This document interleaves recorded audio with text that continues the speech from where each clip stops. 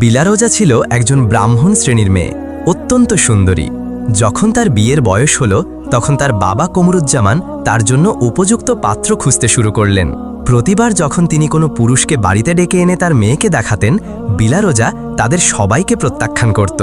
সময়ের সাথে সাথে বিলারোজা এসবের ওপর বিরক্ত হয়ে গেল এবং একদিন তার বাবাকে বলল, বাবা, আমি তোমাকে অনুরোধ করছি, দয়া করে প্রতিদিন আমাকে দেখতে পুরুষদের বাড়িতে ডাকা বন্ধ করো। আমি নিজেই আমার স্বামী বেছে নেব, আমার নিজের ইচ্ছায়। বিলারোজা ছিল কমরুজ্জামানের একমাত্র মেয়ে এবং তার কাছে খুবই প্রিয়। তাই তিনি তার ইচ্ছার বিরুদ্ধে যাননি এবং দ্বিধা ছাড়াই তার কথায় রাজি হয়ে গেলেন। কমরুজ্জামান তার মেয়ের সাথে যে শহরে বাস করতেন সেটি ছিল রাজা মোহনের শাসনাধীন।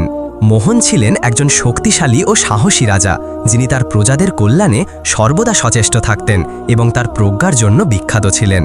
গল্পের বর্ণনাকারী সিফাইউস বলতে শুরু করল, একদিন শহরের বিভিন্ন প্রান্তে চুরি শুরু হলো।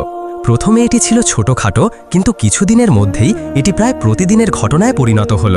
শহরের বাসিন্দারা উদ্বিগ্ন হয়ে পড়ল এবং তাদের অভিযোগ বাড়তে লাগল।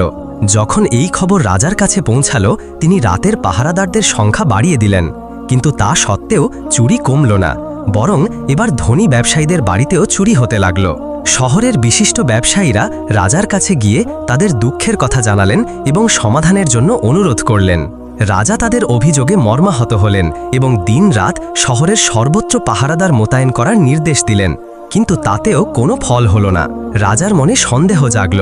তিনি নিজের মনে বললেন, আমার পাহারাদারদের মধ্যে কেউ কি চোরদের সাথে যোগসাজশ করছে? অবশেষে রাজা নিজেই পদক্ষেপ নেওয়ার সিদ্ধান্ত নিলেন। তিনি প্রতি রাতে তার ছোট্ট সৈন্যদল নিয়ে শহরে টহল দিতে শুরু করলেন। এর ফলে কিছুদিনের জন্য চুরি বন্ধ হলো। কিন্তু এক রাতে রাজা যখন তার নিয়মিত টহল দিচ্ছিলেন, তখন তিনি একজন সন্দেহজনক ব্যক্তিকে দ্রুত দৌড়াতে দেখলেন। তিনি তৎক্ষণাৎ তার পাহারাদারদের আদেশ দিলেন, ওকে ধরো। পাহারাদাররা ছুটে গিয়ে লোকটিকে ধরে ফেলল। তাকে তল্লাশি করে তার কাছে চুরি করা জিনিসপত্র পাওয়া গেল। জিজ্ঞাসাবাদে সে স্বীকার করল যে সেই চোর। রাজা ক্রুদ্ধ হয়ে তাকে তৎক্ষণাৎ কারাগারে পাঠানোর নির্দেশ দিলেন। পরদিন শহর জুড়ে ঘোষণা করা হলো যে চোর ধরা পড়েছে এবং আগামীকাল তাকে শহরে ভোরানো হবে, তারপর ফাঁসির দড়িতে ঝোলানো হবে। শহরে আনন্দের জোয়ার বয়ে গেল। মানুষজন চোরকে দেখতে বেরিয়ে এলো। পুরুষরা রাস্তায় দাঁড়িয়ে গেল। এই দর্শকদের মধ্যে ছিল বিলারোজা, যে তার বাড়ির ছাদে দাঁড়িয়ে মিছিলটি দেখছিল। যখন চোর তার বাবার প্রাসাদের সামনে দিয়ে যাচ্ছিল, বিলারোজা তার দিকে তাকালো এবং তার মনে যেন জাদু খেলে গেল। সে দ্রুত তার বাবার কাছে ছুটে গিয়ে বলল, বাবা, আমি ওই চোরের সাথে বিয়ে করতে চাই। কমরুজ্জামান হতবাক হয়ে বললেন, কি বলছো তুমি মা? বিলারোজা দৃঢ়তার সাথে বলল, আমি ঠিক জানি আমি কি বলছি। আমি এই লোকটিকে আমার স্বামী হিসেবে বেছে নিয়েছি। যদি তাকে ফাঁসিতে ঝোলানো হয়, আমি নিজেকে জীবন্ত পুড়িয়ে ফেলব এবং তার পিছু নেব। তার একমাত্র মেয়ের এই অটল সিদ্ধান্তে বাবা হতবাক হয়ে গেলেন। তিনি তাকে বোঝানোর চেষ্টা করলেন, তার এই অদ্ভুত সিদ্ধান্ত থেকে ফিরিয়ে আনতে চাইলেন, কিন্তু বিলারোজা ছিল পাষাণের মতো অটল। অবশেষে মেয়ের প্রতি ভালোবাসায় পরাজিত হয়ে বাবা হাল ছেড়ে দিলেন এবং রাজার কাছে গিয়ে সব কিছু খুলে বললেন। চোরের প্রতি ক্ষমা প্রার্থনা করলেন। রাজা ব্রাহ্মণের কথা শুনে বিস্ময়ে বললেন, এটা কিভাবে সম্ভব? আমি চাইলেও এটা করতে পারবো না। যদি আমি এই চোরকে এত সহজে ছেড়ে দিই, তাহলে শহরের মানুষ কি বলবে? সমাধান না পেয়ে বাবা হতাশ হয়ে বাড়ি ফিরলেন এবং আবারও তার মেয়েকে বোঝানোর চেষ্টা করলেন, কিন্তু বিলারোজা তার সিদ্ধান্তে অটল রইল। শীঘ্রই বিলারোজার প্রেমের গল্প শহর জুড়ে ছড়িয়ে পড়ল এবং অবশেষে চোরের কানেও পৌঁছালো। এই খবর শুনে চোর ফুঁপিয়ে কাঁদতে লাগল। নির্ধারিত দিনে ঘোষণা অনুযায়ী চোরকে শহরের প্রধান চত্বরে নিয়ে আসা হলো মৃত্যুদণ্ড দেওয়ার জন্য। সবাই এই মৃত্যুদণ্ড দেখতে ভিড় করল। যখন চোরকে ফাঁসির মঞ্চে নিয়ে যাওয়া হচ্ছিল, তখন বিলারোজা ভিড়ের মাঝে উপস্থিত হল। তার চুল এলোমেলো, শোকের পোশাক পরা, যেন সে একজন বিধবা। সে ভিড়ের মাঝে দাঁড়িয়ে উচ্চস্বরে বলল, আমি এই পুরুষকে আমার স্বামী হিসেবে গ্রহণ করেছি। যখন তাকে ফাঁসিতে ঝোলানো হবে, আমিও তার সাথে উঠব এবং তার দেহের উপর নিজেকে পুড়িয়ে ফেলব।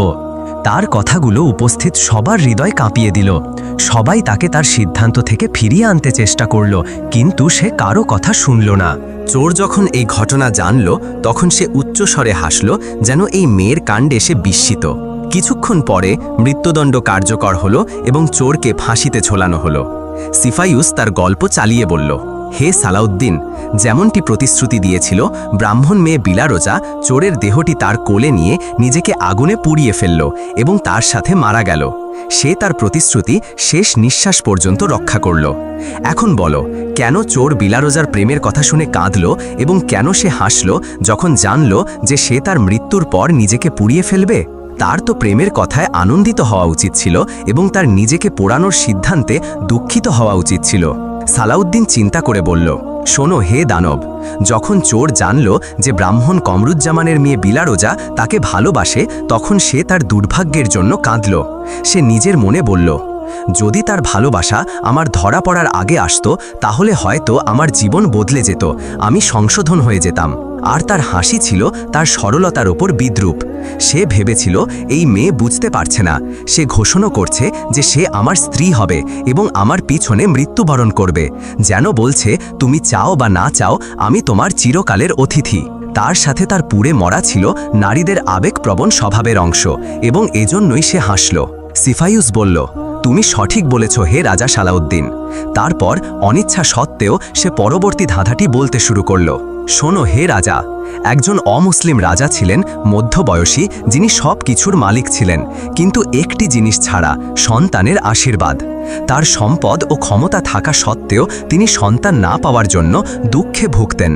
তিনি বড় বড় পুরোহিত ও জ্যোতিষীদের কাছে গেলেন, কিন্তু সবাই তাকে একই কথা বলল, হে মহারাজ, আপনার ভাগ্যে সন্তান নেই। অবশেষে রাজা একটি প্রত্যন্ত জঙ্গলে একজন সাধুর কাছে গেলেন এবং বছরের পর বছর ধরে তার সেবা করলেন। 12 বছর ধরে তিনি কোনো অভিযোগ বা দাবি ছাড়াই সাধুর সেবা করলেন। একদিন সাধু তাকে বললেন, হে পুত্র, তুমি 12 বছর ধরে আমার সেবা করেছ, কিন্তু আমি কখনো তোমার আগমনের কারণ জিজ্ঞাসা করিনি। তুমি আমার কাছে কিছু চাওনি। আমি তোমার প্রতি কৃতজ্ঞ। তুমি যা চাও তা বলো। রাজা নতজানু হয়ে বললেন, হে মহারাজ, আমার জীবনে কোনো অভাব নেই, শুধু সন্তানের আশীর্বাদ ছাড়া। যদি তুমি আমাকে কিছু দিতে চাও তবে আমাকে সন্তানের আশীর্বাদ দাও। সাধু কিছুক্ষণ চিন্তা করে বললেন, হে পুত্র, তোমার ভাগ্যে সন্তান নেই, কিন্তু তুমি যেহেতু আমার সেবা করেছ, আমি তোমাকে খালি হাতে ফিরিয়ে দেব না। আমি তোমাকে একটি পুত্র দেব, কিন্তু জেনে রাখো তার আয়ও 20 বছরের বেশি হবে না। রাজা হাসলেন এবং বললেন, 20 বছরও একটি মহান আশীর্বাদ হে মহারাজ। তিনি আরও বললেন, আমি যদি সন্তান পাই তবে এটি আমার জীবনের সবচেয়ে বড় সাফল্য। আমার বয়স এখন 60, কে জানে হয়তো আমি 20 বছর পরেও বেঁচে থাকব না। তাই আমি তোমাকে অনুরোধ করছি, আমাকে সন্তানের আশীর্বাদ দাও। সাধু তার অনুরোধে সাড়া দিলেন এবং তাকে আশীর্বাদ দিলেন। রাজা আনন্দে উদ্বেল হয়ে তার রাজ্যে ফিরলেন। কিছুদিন পর রানী গর্ভবতী হলেন এবং রাজ্য জুড়ে আনন্দের জোয়ার বয়ে গেল। নির্ধারিত সময়ে রানী একটি সুস্থ পুত্র সন্তানের জন্ম দিলেন। রাজার আনন্দের সীমা ছিল না। তিনি তার ছেলের নাম রাখলেন সুলতান। সময়ের সাথে সাথে সুলতান বড় হল। রাজা সিদ্ধান্ত নিলেন যে তাকে প্রাসাদের মধ্যেই শিক্ষা দেওয়া হবে, বাইরে নয়। তিনি সেরা শিক্ষকদের নিয়োগ করলেন এবং সুলতান সাহিত্য থেকে শুরু করে যুদ্ধকলা পর্যন্ত সবকিছু শিখল। সে একজন সুদর্শন যুবক হয়ে উঠল যে সবার দৃষ্টি আকর্ষণ করত। যখন সে যৌবনে পদার্পণ করল, অন্যান্য রাজ্য থেকে তার জন্য বিয়ের প্রস্তাব আসতে শুরু করল। রাজা তার জন্য উপযুক্ত পাত্রী খুঁজতে ব্যস্ত হয়ে পড়লেন। তিনি সাধুর ভবিষ্যৎবাণী সম্পূর্ণ ভুলে গিয়েছিলেন যে তার ছেলের আয়ু 20 বছরের বেশি হবে না। রাজার শরীরও সুস্থ হয়ে উঠেছিল এবং পিতৃত্বের স্বাদ পেয়ে তার আত্মা প্রাণবন্ত হয়ে উঠেছিল। কিন্তু যখন সুলতানের 20তম বছর এলো, রাজা সাধুর কথা মনে করলেন। তার হৃদয় সংকুচিত হয়ে গেল এবং দুঃখ তাকে গ্রাস করল। রানী তার এই উদ্বেগ লক্ষ্য করলেন এবং কারণ জিজ্ঞাসা করলেন। রাজা তাকে পুরো সত্য বললেন। রানীও দুঃখে ভেঙে পড়লেন। তারপর চিন্তা করে বললেন, হে মহারাজ, আপনাকে সেই সাধুর কাছে ফিরে যেতে হবে। তিনি এই বিপদের সমাধান জানেন। রাজা তার পরামর্শে সম্মত হলেন এবং সময়ের সাথে পাল্লা দিয়ে তার ছেলের প্রাণ বাঁচাতে জঙ্গলের দিকে ছুটলেন। সাধুর কাছে পৌঁছে তিনি তার পায়ে পড়ে বললেন, হে মহারাজ, আমার ছেলে তার 20তম বছরে পৌঁছেছে। আমি ভেবেছিলাম হয়তো আমি এই দিন দেখতে বেঁচে থাকব না, কিন্তু সন্তানের আশীর্বাদ আমাকে জীবনের প্রতি আরও আসক্ত করেছে। আমি তাকে আমার সামনে মরতে দেখতে পারবো না, যাকে আমি 20 বছর ধরে লালন পালন করেছি। দয়া করে তাকে মৃত্যুর হাত থেকে বাঁচান। সাধু দীর্ঘশ্বাস ফেলে বললেন, হে পুত্র, আমি তোমাকে আগেই বলেছিলাম যে তোমার ছেলের আয়ও 20 বছরের বেশি হবে না। না। আমি তোমাকে একটি সন্তান দিয়েছি, কিন্তু এখন আমার কিছুই করার নেই। কিন্তু রাজা হাল ছাড়লেন না। তিনি সাধুর পায়ে ধরে কাঁদতে কাঁদতে অনুরোধ করতে লাগলেন। অবশেষে সাধু বললেন, শোনো, একটি মাত্র উপায় আছে তার মৃত্যু এড়ানোর। তাকে এমন একটি মেয়ের সাথে বিয়ে দিতে হবে যে তার আগে মরতে প্রস্তুত এবং মৃত্যুকে তার কাছে যেতে দেবে না। রাজার মুখ উজ্জ্বল হয়ে উঠল। তিনি সাধুকে ধন্যবাদ জানিয়ে প্রাসাদে ফিরলেন এবং তার সৈন্যদের এমন একটি মেয়ে খুঁজে আনার নির্দেশ দিলেন। সৈন্যরা সারা দেশে ছড়িয়ে পড়ল এমন একটি কোণে খুঁজতে, কিন্তু যেখানেই তারা এই শর্তের কথা বলতো সেখানেই তাদের বিস্ময় ও বিদ্রুপের মুখোমুখি হতে হতো। মানুষ বলল, মৃত্যুর ওপর কারো নিয়ন্ত্রণ নেই। কিভাবে একটি মেয়ে তার স্বামীকে মৃত্যুর হাত থেকে বাঁচাবে? এটা অসম্ভব। মৃত্যু সত্য এবং এটি তার নির্ধারিত সময়ে আসবেই। সৈন্যরা হতাশ হয়ে পড়ল। কেউ এই শর্ত মেনে নিতে রাজি হলো না। অবশেষে একটি হতাশ দল প্রাসাদে ফেরার পথে 3টি মেয়েকে দেখল, যারা পথে হাঁটতে হাঁটতে কথা বলছিল। তারা ছিল ঘনিষ্ঠ বান্ধবী। একজন কুম্ভারের মেয়ে, একজন স্বর্ণকারের মেয়ে আর একজন ব্রাহ্মণের মেয়ে। কিছুদিন আগেই শহরের রাজকন্যার বিয়ে হয়েছিল একটি জাঁকজমকপূর্ণ অনুষ্ঠানে, কিন্তু তার স্বামী পরদিনই মারা গিয়েছিল। এই দুঃখজনক ঘটনা নিয়ে সবাই কথা বলছিল। 3 বান্ধবীও এই বিষয়ে আলোচনা করছিল। ব্রাহ্মণের মেয়ে বলল, বোনেরা, রাজকন্যা ছিল অপরূপ সুন্দরী, কিন্তু বেচারি তার বিয়ের সুখ উপভোগ করতে পারেনি। বিয়ের পরদিনই মৃত্যু তার স্বামীকে কেড়ে নিল। স্বর্ণকারের মেয়ে বলল, তুমি ঠিক পড়েছ, তার সৌন্দর্য ছিল অতুলনীয়। এমন সৌন্দর্য লাখে একজন পায়, কিন্তু ভাগ্যের কাছে কে জিততে পারে? তখন কুম্ভারের মেয়ে বিদ্রুপ করে বলল, তোমরা কেন তার সৌন্দর্য নিয়ে এত কথা বলছো? তার সৌন্দর্য কি কাজে এলো যদি সে তার স্বামীকে মৃত্যুর হাত থেকে বাঁচাতে না পারে? এমন সৌন্দর্য কি কাজে যদি তা তার প্রিয়জনকে রক্ষা করতে না পারে? যদি সে সত্যিই শক্তিশালী হতো তাহলে তার স্বামী বেঁচে থাকত। তার কথায় অন্য 2 বান্ধবী ক্ষুব্ধ হলো এবং বলল, তুমি তার জায়গায় থাকলে কি করতে? কুম্ভারের মেয়ে আত্মবিশ্বাসের সাথে বলল, আমি যদি তার জায়গায় থাকতাম তাহলে আমার স্বামীকে মরতে দিতাম না। আমি যে কোনো মূল্যে মৃত্যুকে তার কাছ থেকে দূরে রাখতাম। রাজার নির্দেশে থাকা সৈন্যরা তাদের পিছনে হাঁটছিল এবং তাদের পুরো কথোপকথন শুনল। তারা তৎক্ষণাৎ রাজার আদেশ মনে করল, এমন একটি মেয়ে খুঁজে আনতে হবে যে তার স্বামীকে তার আগে মরতে দেবে না। তারা তৎক্ষণাৎ মেয়েদের নাম ও বাড়ির ঠিকানা জিজ্ঞাসা করল এবং প্রাসাদে ফিরে রাজাকে পুরো ঘটনা জানালো। রাজা তাদের কথা শুনে আশার আলো দেখলেন। তিনি তৎক্ষণাৎ তার মন্ত্রী ও কিছু উচ্চপদস্থ কর্মকর্তাকে নিয়ে সৈন্যদের বর্ণিত গ্রামে গেলেন। কয়েক ঘন্টার পথ পাড়ি দিয়ে তারা কুম্ভারের বাড়িতে পৌঁছালেন। মন্ত্রী নিজের পরিচয় দিয়ে কুম্ভারকে উদ্দেশ্য জানালেন এবং তার মেয়েকে রাজপুত্র সুলতানের সাথে বিয়ে দেওয়ার প্রস্তাব দিলেন। কুম্ভার বিস্মিত হয়ে গেলেন এবং কি বলবেন বুঝতে পারলেন না। তিনি মন্ত্রীকে বাড়িতে আমন্ত্রণ জানালেন, আতিথেয়তা দেখালেন। তারপর দ্রুতদার সম্প্রদায়ের প্রতিবেশীদের কাছে গিয়ে এই বড় খবর জানালেন। কেউ কেউ আপত্তি করল, বলল, আমরা আমাদের মেয়েকে অন্য সম্প্রদায়ের কাউকে বিয়ে দেব না, এমনকি যদি সে রাজপুত্র হয়।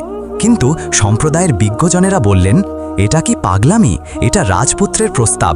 রাজ পরিবারের সাথে সম্পর্ক স্থাপনের মানে কি তা কি বোঝো? আমরা রাজদরবারের অংশ হব, রাজাদের মাঝে আমাদের স্থান হবে। এই সুবর্ণ সুযোগ নষ্ট করো না।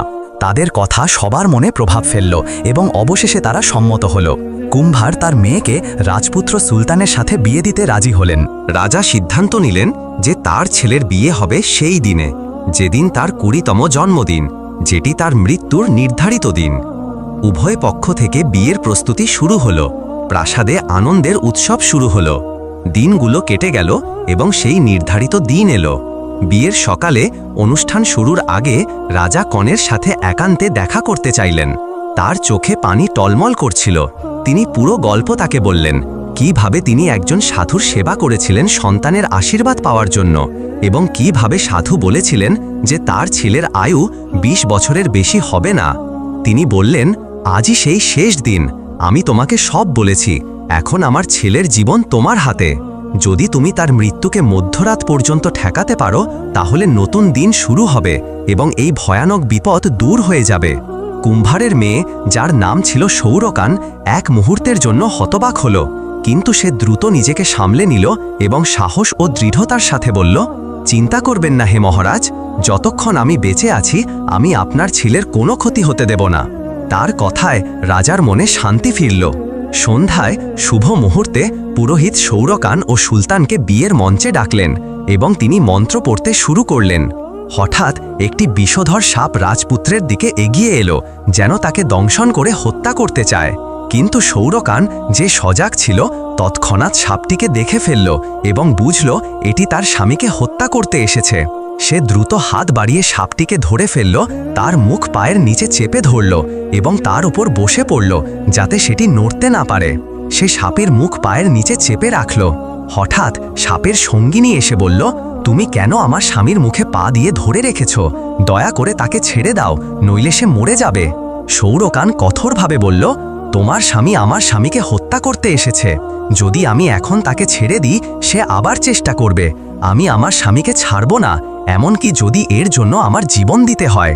সাপের সঙ্গিনী বলল, না, সে আর চেষ্টা করবে না, আমি প্রতিশ্রুতি দিচ্ছি। তাকে ছেড়ে দাও, আমি তাকে নিয়ে চলে যাব, কাউকে ক্ষতি না করে। কিন্তু জেনে রাখো, তোমার স্বামী আজ রাতে মরবে। যদি আমার স্বামীর হাতে না হয়, তবে অন্যভাবে। তার ভাগ্য লেখা হয়ে গেছে।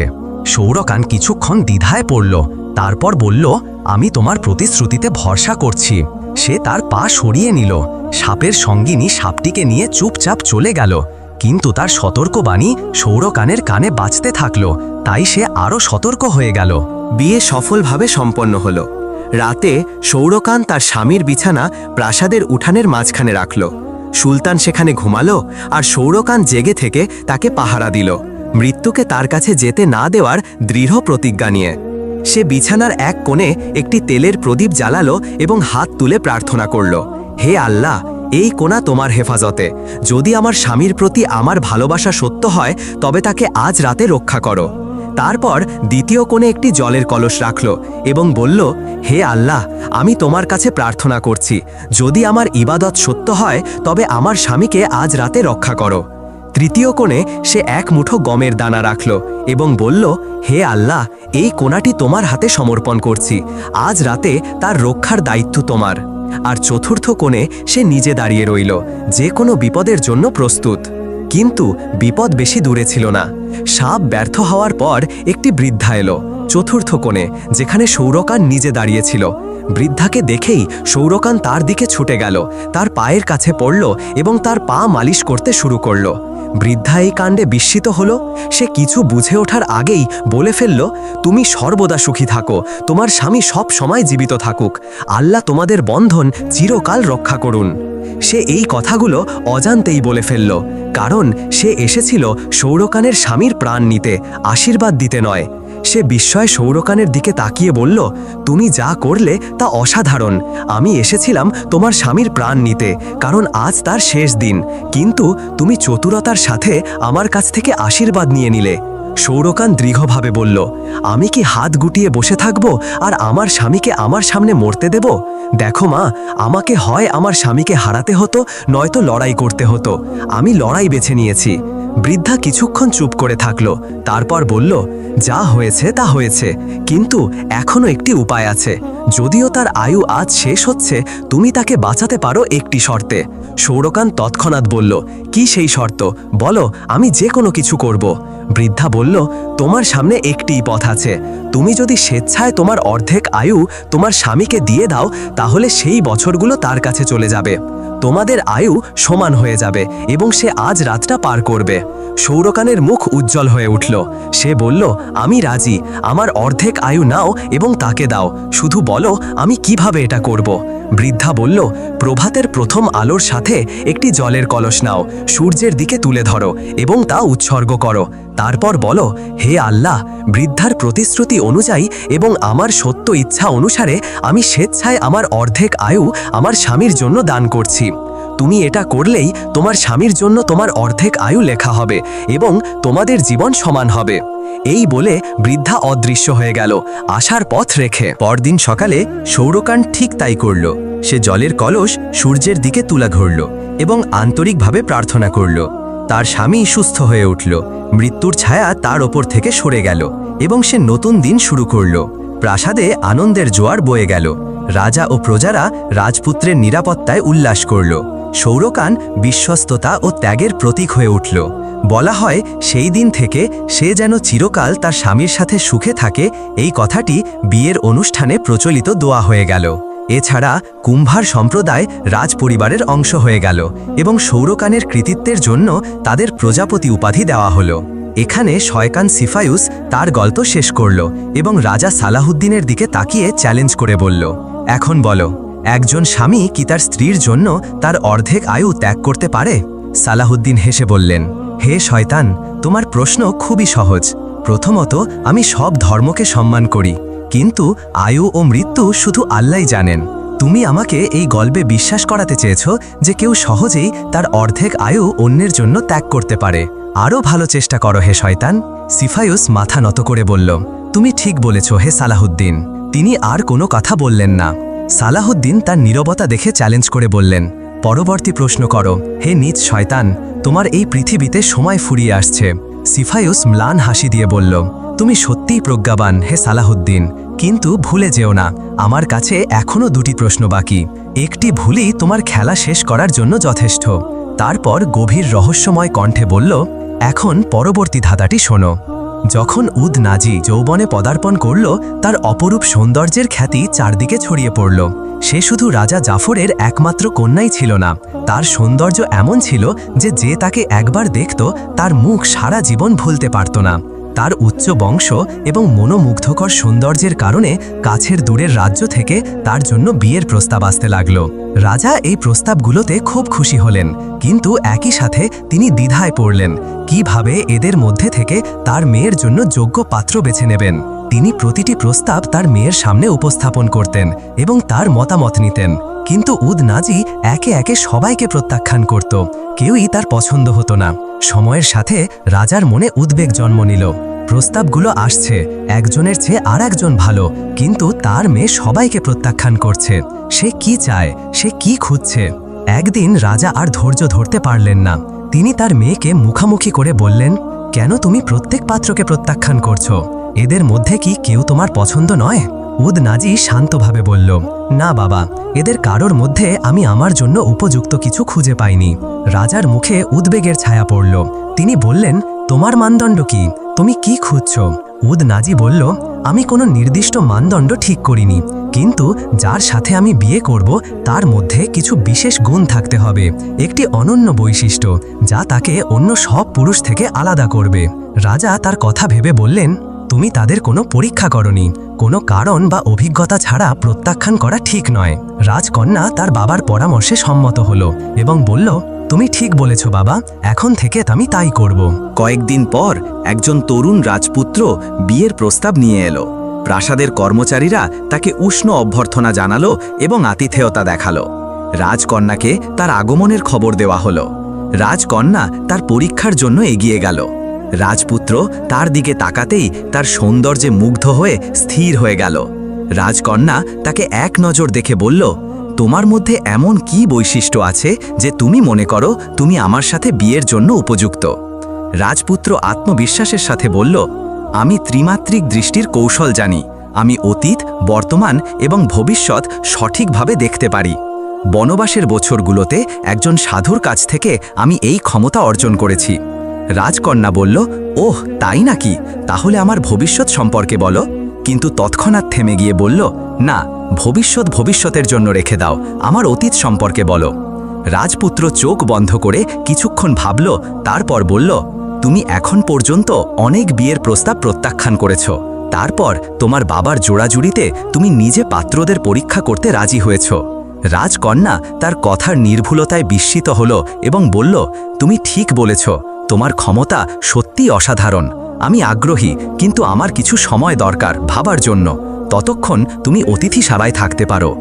রাজপুত্র জানত না যে আরও অনেকে রাজকন্যার সৌন্দর্যের কথা শুনে তার হাত চাইতে প্রস্তুত হচ্ছিল। এরপর আরেকজন রাজপুত্র এলো, যিনি ছিলেন একজন বিখ্যাত যোদ্ধা। রাজকন্যা উদনাজি তার কাছে গিয়ে একই প্রশ্ন করল, তোমার মধ্যে এমন কি বৈশিষ্ট্য আছে যা তোমাকে আমার সাথে বিয়ের জন্য উপযুক্ত করে? রাজপুত্র আত্মবিশ্বাসের সাথে বলল, আমি বছরের পর বছর কঠিন আধ্যাত্মিক সাধনা করেছি এবং একটি অনন্য জ্ঞান অর্জন করেছি। এর মাধ্যমে আমি একটি আকাশযান তৈরি করেছি যা কয়েক সেকেন্ডের মধ্যে পৃথিবীর যে কোনো জায়গায় পৌঁছে যেতে পারে। এই যান শুধু মাটিতেই নয়, পাহাড়ের ওপর দিয়ে, সমুদ্র পেরিয়ে এবং আকাশ ভেদ করে যে কোনো জায়গায় এক মুহূর্তে পৌঁছে যেতে পারে।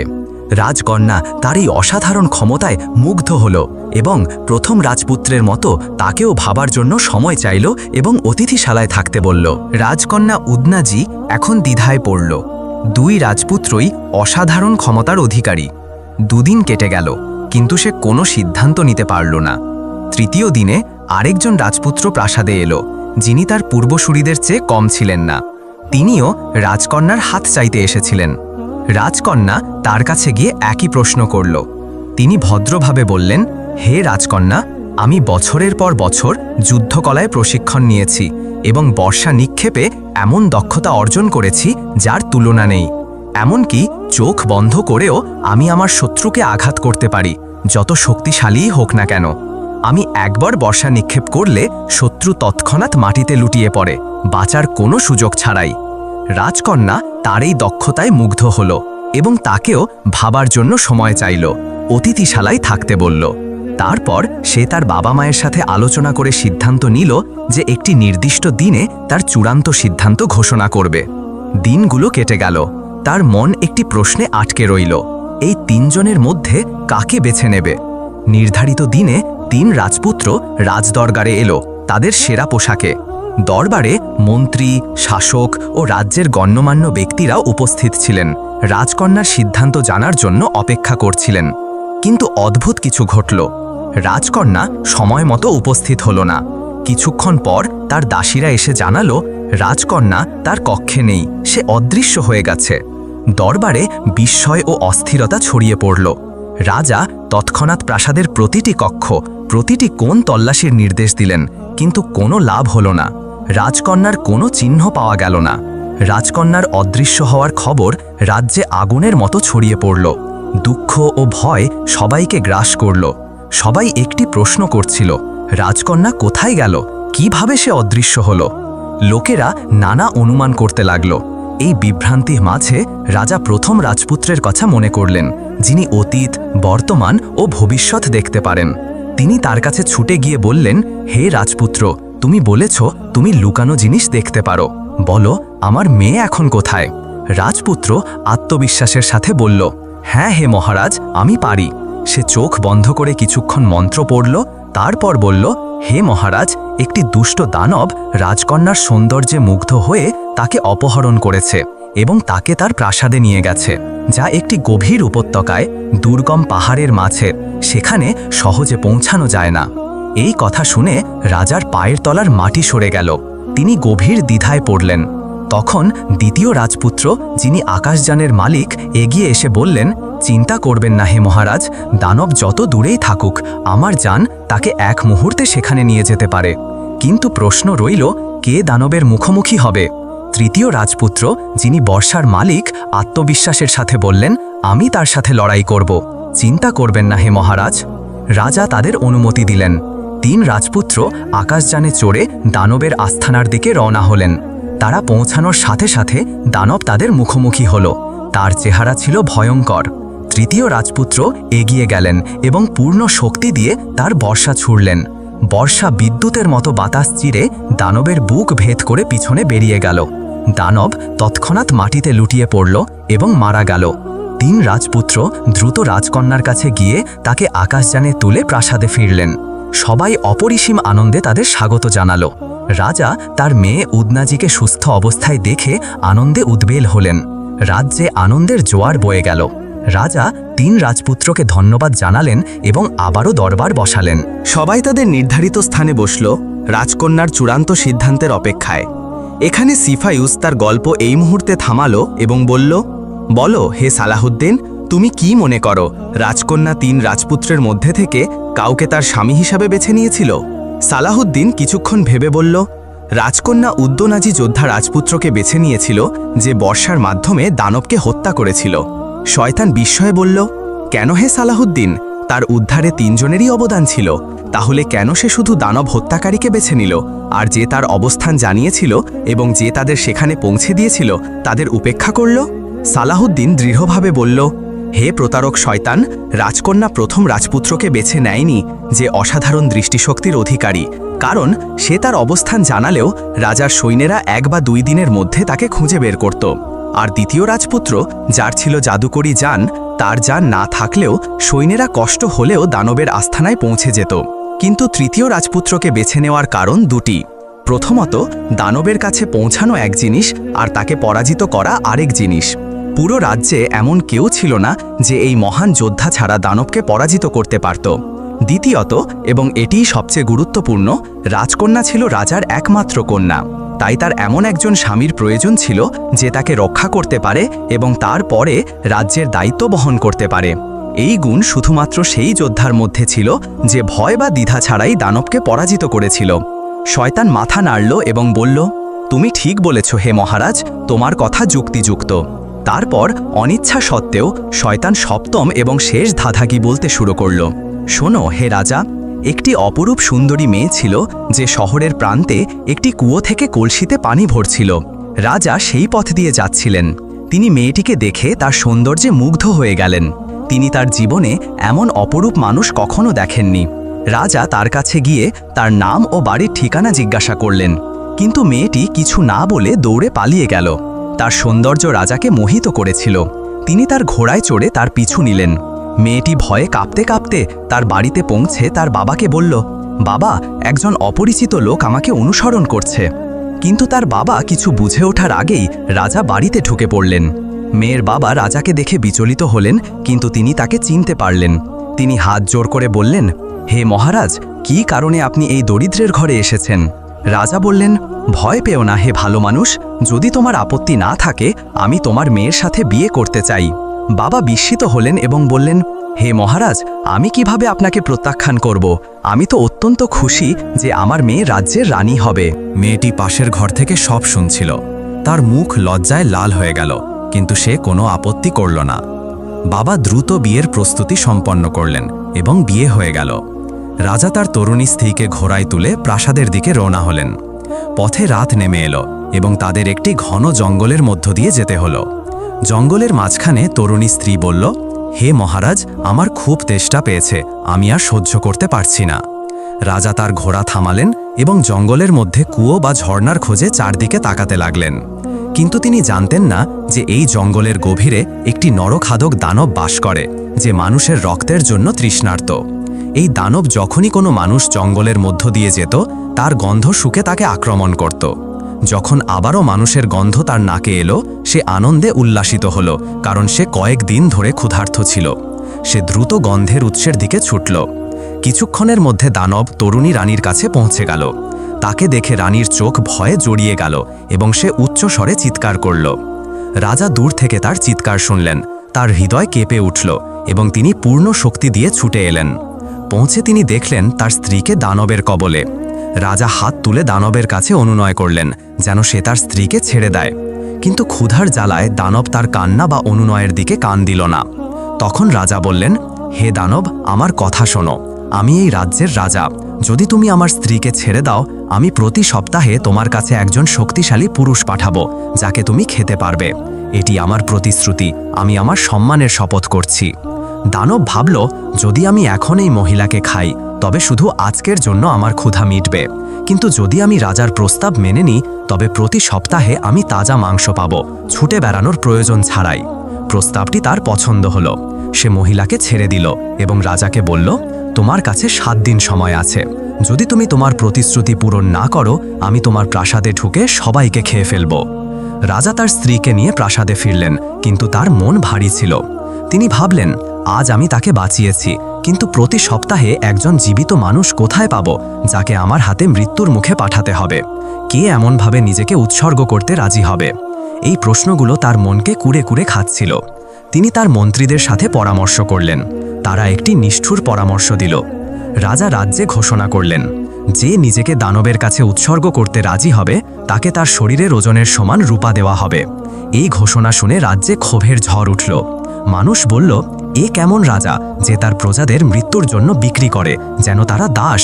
কে এমন বোকা যে এক মুঠো রূপার জন্য নিজের জীবন দিয়ে দেবে?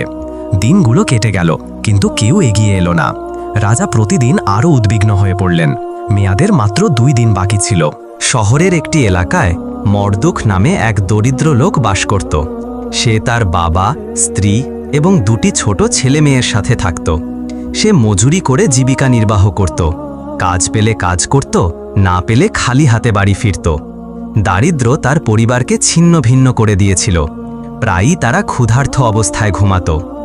এক সন্ধ্যায় তার বাবা তাকে বলল, হে পুত্র, আমি রাজার ঘোষণার কথা শুনেছি। তুমি কেন রাজার কাছে যাও না? হয়তো আমরা কিছু টাকা পাবো, আর তোমার পরিবার তোমার পরে একটি সচ্ছল জীবন পাবে। মর্দুক তার বাবার কথা শুনে হৃদয়ে ব্যথা পেল, কিন্তু তার কিছু করার ছিল না। সে দুঃখে ভারাক্রান্ত হয়ে সম্মতি দিল এবং প্রাসাদে গেল। সে রাজাকে বলল, হে মহারাজ, আমি দানবের কাছে যেতে প্রস্তুত। রাজার মন একটু হালকা হল। তিনি তার পাহারাদারদের মর্দুককে নিয়ে যাওয়ার নির্দেশ দিলেন। মর্দুক বিমনা হয়ে হাঁটছিল, চিন্তায় ডুবে। হঠাৎ সে উচ্চস্বরে হাসতে শুরু করল। তারপর কিছুক্ষণ পর কাঁদতে লাগল। কিছুক্ষণ ভেবে সে একটি দৃঢ় সিদ্ধান্ত নিল এবং সোজা দানবের কাছে গেল। দানব তাকে দেখে ক্ষুধার জ্বালায় পাগলের মতো তার উপর ঝাঁপিয়ে পড়ল। কিন্তু মর্দুক দ্রুত পাশে সরে গেল এবং এক লহমায় একজন পাহারাদারের হাত থেকে বর্শা ছিনিয়ে নিয়ে দানবের ওপর ঝাঁপিয়ে পড়ল। সে একটি শক্তিশালী আঘাত করল। দানব এমন অপ্রত্যাশিত আক্রমণের জন্য প্রস্তুত ছিল না। সে মাটিতে লুটিয়ে পড়ল, জখমে জর্জরিত। মর্দুক থামল না।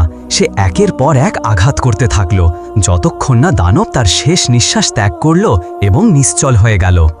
সিফাইউস গল্প শেষ করে বলল, বলো হে সালাহুদ্দিন, যখন সৈন্যেরা মর্দুককে দানবের কাছে নিয়ে যাচ্ছিল, তখন সে হঠাৎ কেন হাসল এবং তারপর কাঁদল? সালাহুদ্দিন বলল, শোনো হে প্রতারক শয়তান, যখন মর্দুককে দানবের কাছে নিয়ে যাওয়া হচ্ছিল, তখন তার মনে একটি চিন্তা এলো যে এই পৃথিবীতে কেউ কাউকে সমর্থন করে না, না তার বাবা যে তাকে জন্ম দিয়েছে, না রাজা যার উচিত ছিল তার প্রজাদের রক্ষা করা।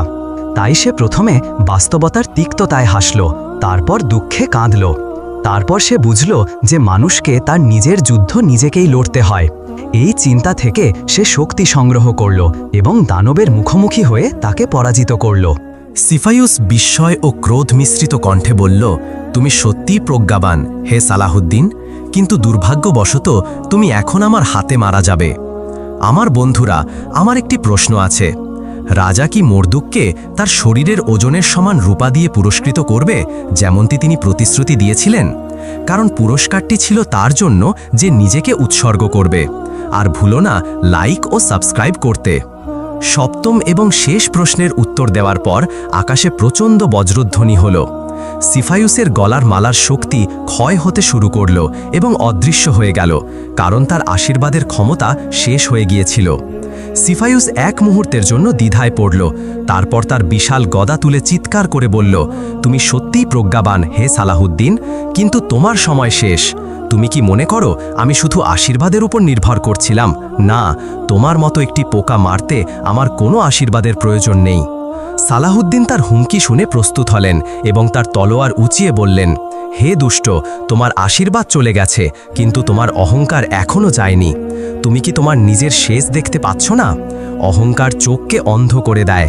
তোমার শেষ আজ অনিবার্য, হে অন্ধকারের সৃষ্টি। সিফাইউস প্রচণ্ড ক্রোধে ফেটে পড়ল এবং বলল, আমার শেষ এত সহজ নয়, বরং এটা তোমার শেষ হবে হে পোকা। সে তার গদা দিয়ে রাজার উপর আঘাত করতে ছুটে গেল। তাদের মধ্যে তুমুল যুদ্ধ শুরু হলো। তলোয়ারের বিরুদ্ধে গদা, বিবেকের বিরুদ্ধে বর্বরতা। যুদ্ধ যত দীর্ঘ হচ্ছিল, সিফাইউস ততই ক্লান্ত হয়ে পড়ছিল। সালাহুদ্দিন সুযোগ বুঝে তার সমস্ত শক্তি একত্র করে একটি চূড়ান্ত আঘাত করলেন। তার তলোয়ার দানবের বুক ভেদ করে তার হৃদয় ছিন্ন করল।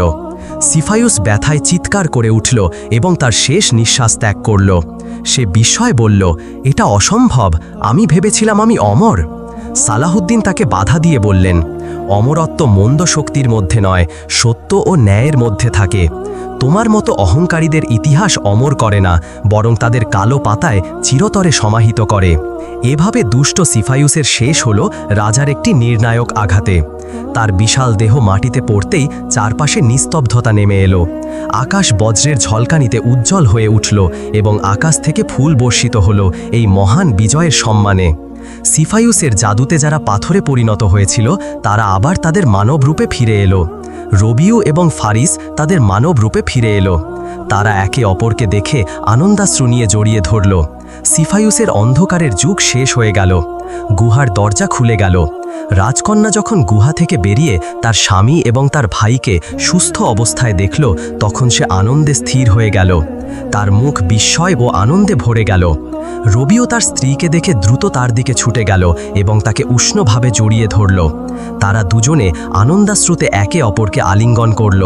চারদিক থেকে উচ্চ স্বরে হর্ষধ্বনি উঠল, বিজয় হোক সালাহুদ্দিনের, সালাহুদ্দিনের সাহসিকতা দীর্ঘজীবী হোক। রবিউ তার স্ত্রী ও ভাই ফারিসের সাথে রাজার কাছে এলো।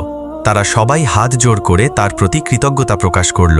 রবিউ চোখে পানি নিয়ে বলল, হে মহারাজ, কোন শব্দ দিয়ে আমরা আপনাকে ধন্যবাদ দেব? আপনি প্রমাণ করেছেন যে আপনি যা বলা হয় তার চেয়েও মহান। কিছুক্ষণ পর রবিউ, তার ভাই ফারিস এবং তার স্ত্রী রাজকন্যা তাদের দেশে ফিরে গেল। তাদের হৃদয় আনন্দ ও শান্তিতে পরিপূর্ণ। যখন তাদের মা তার দুই ছেলেকে পুরোপুরি সুস্থ অবস্থায় দেখল, তখন সে তাদের দিকে ছুটে গিয়ে তাদের বুকে জড়িয়ে ধরল। ফারিসের স্ত্রী তার স্বামীকে কাঁদতে কাঁদতে জড়িয়ে ধরল এবং আকাশের দিকে তাকিয়ে আল্লাহ ও মহৎ রাজার প্রতি কৃতজ্ঞতা প্রকাশ করল, যিনি তাদের এই দুর্যোগ থেকে মুক্তি দিয়েছেন।